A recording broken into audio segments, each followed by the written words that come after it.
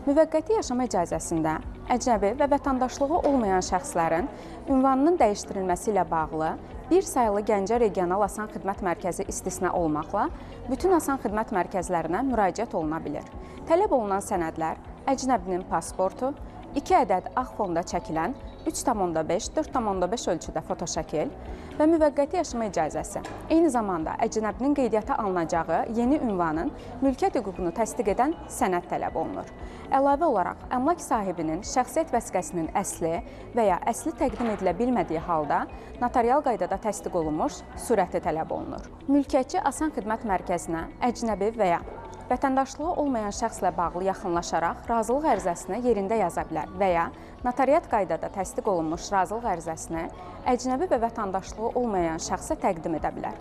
Müvəqqəti yaşama icazəsində əcnəbinin qeydiyyat ünvanının dəyişdirilməsi üçün ödəniş edilmir. Sənəd təxminən 2 həftə müddətinə verilir.